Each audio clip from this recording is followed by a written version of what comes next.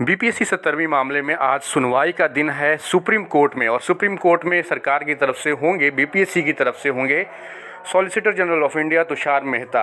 तुषार मेहता के इस केस में आने की खबर कई मीडिया रिपोर्ट्स में आई हैं और तुषार मेहता का ट्रैक रिकॉर्ड क्या है, इस छोटे से वीडियो में मेनली इसी मुद्दे पर बात करेंगे कि जब इसी तरह के मिलते जुलते मामले में, जहां पर पेपर लीक या एग्जामिनेशन में अनियमितता का कोई मामला हो और वहां पर जब सुप्रीम कोर्ट में तुषार मेहता आए तब उस केस में क्या हुआ, इसी मुद्दे पर छोटे से वीडियो में बात करेंगे। बीपीएससी मामले में आज के टाइम पे कंडीशन ये है 70वीं मामले में कि जिसने पीटी क्वालिफाई भी कर लिया अब वो भी डाउट में है, क्योंकि जिस तरह से आनंद फानन में रिजल्ट निकाला गया उसके बाद भी कई सारी चीज़ें हुई। अब सॉलिसिटर जनरल ऑफ इंडिया, देखिए सरकारी वकील बहुत सारे हैं सेंट्रल गवर्नमेंट के पास, पर जो मेन वकील है वो तुषार मेहता है।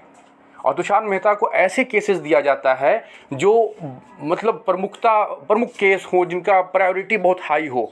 जैसे अभी जो वक्फ वाला जो कानून पास हुआ, ये मामला जब सुप्रीम कोर्ट पहुंचा है तो तुषार मेहता को ही दिया गया है।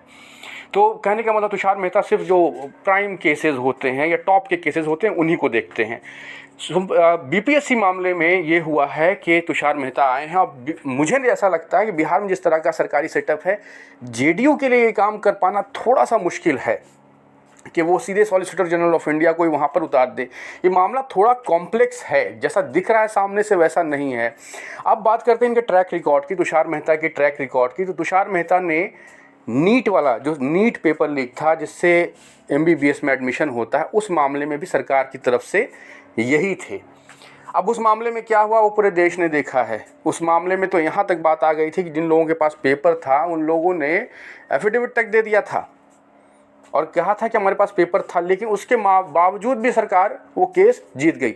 मैं किसी को यहाँ पर डिप्रेस करने के लिए बात नहीं कह रहा हूँ, पर ट्रैक रिकॉर्ड यही है। बाकी उम्मीद यही करते हैं कि फैसला स्टूडेंट्स के हक में जाए और इस पूरे मामले की ढंग से इंक्वायरी हो कि कहाँ पर क्या गड़बड़ है और ये मामला जो सही स्टूडेंट है, जो मेहनत करने वाला है, उसी का सिलेक्शन हो। बहुत सारे लोग जो पीटी में सेलेक्ट हो भी गए, अब वो भी डाउट में आ गए हैं कि आगे चले क्या होना है, जिस तरह से मतलब इतने बड़े वकील को लाया जा रहा है इस केस के मामले में। तो बाकी आज दोपहर तक पता लग जाएगा कि इस मामले में क्या हुआ। लेकिन तुषार मेहता ने नीट और कई सारे दूसरे पेपर लीक्स के मामले को हैंडल किया था और उसका रिजल्ट क्या रहा आप लोग बेहतर जानते हैं। लेकिन होप फॉर बेस्ट, होप यही करते हैं कि स्टूडेंट के मामले में ये जो कोर्ट केस है ये स्टूडेंट की तरफ जाए। बाकी जो होगा दोपहर तक आपको अपडेट करेंगे। सब्सक्राइब